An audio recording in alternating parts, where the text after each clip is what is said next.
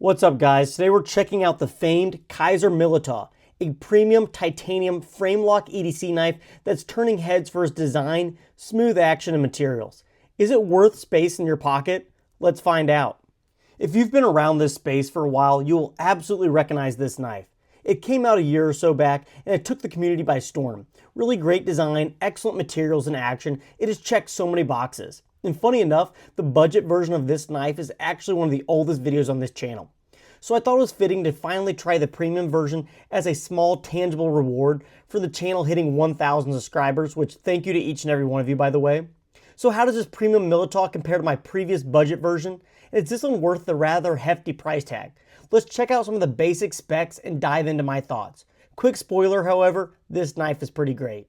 Let's break down the specs. Going over the dimensions first, this has a handle length of 4.65 inches and a blade length of 3.35 inches. And this has an overall length of just a hair under 8 inches at 7.99 inches. It's definitely a tad on the larger side than most of my other folders, as we can compare it to the Kershaw Bel Air and the Civivi Sokoke. Side by side, the Militaw compares pretty similarly in the blade, but it gains most of the length in the handle. Any bigger than this, it would probably be too big for me, but at its current size, I really like it. And surprisingly enough, even with its large size, it weighs just 3.9 ounces.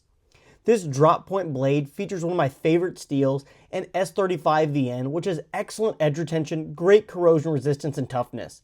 The blade also features this rather mild stonewash finish, which I think looks pretty nice and could help hide with some smaller scratches or blemishes.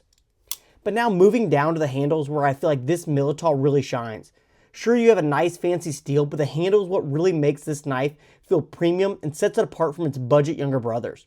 The handle is made up of two materials, titanium and then with micarta inlays, and I think it looks absolutely fantastic. I'm a huge fan of this combo together, and I think they make an excellent pair.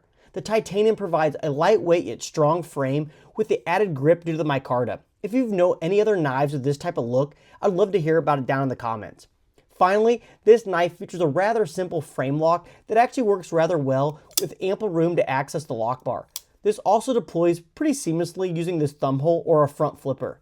I personally am awful at front flipping, so I tend to just use the reverse flick and it's pretty satisfying. When this knife was released, everybody seemed to clamor over the design, and for good reason.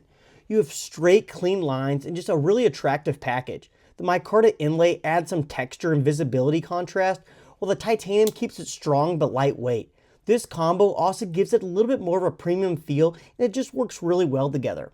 Ergonomically, the handle sits pretty nice in hand. It contours ever so slightly, but since there's so much handle to grab onto, it's really comfortable in hand.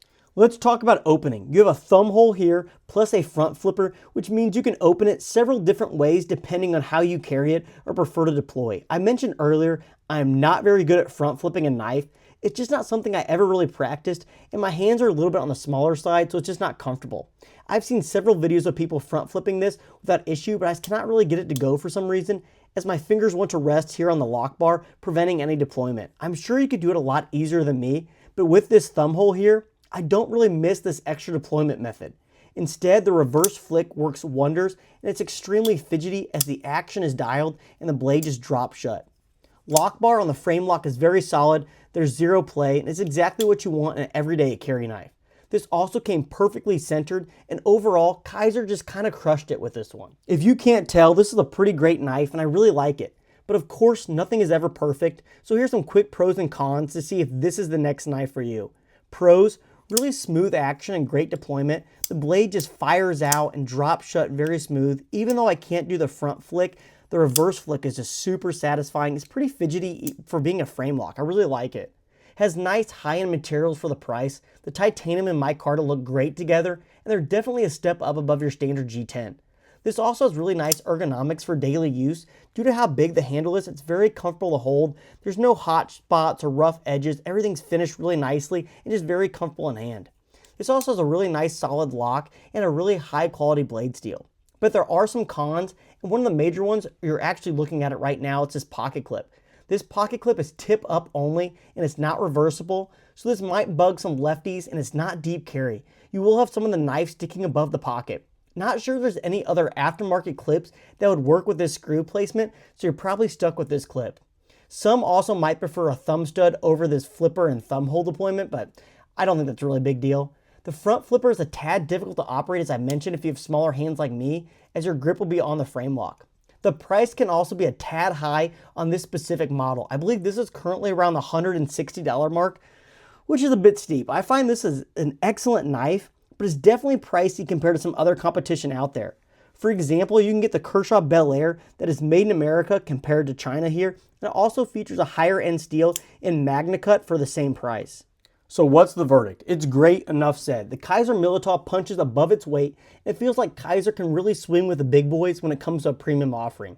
It really balances design, materials, and performance in a way that looks premium, but feels usable every single day. If you're looking for your next carry and want something that stands apart from the generic run-of-the-mill folders, this one deserves a serious consideration. Yes, the price is a little bit of a hard pill to swallow. However, if you're enamored by this design but not the price tag, I'd recommend trying out one of the many budget offerings of this model, as it'll get you pretty close. Thanks so much for sticking with me this far. If you found this helpful, drop a like, subscribe if you're new, and let me know in the comments what knife I should check out next. I'll see you in the next one.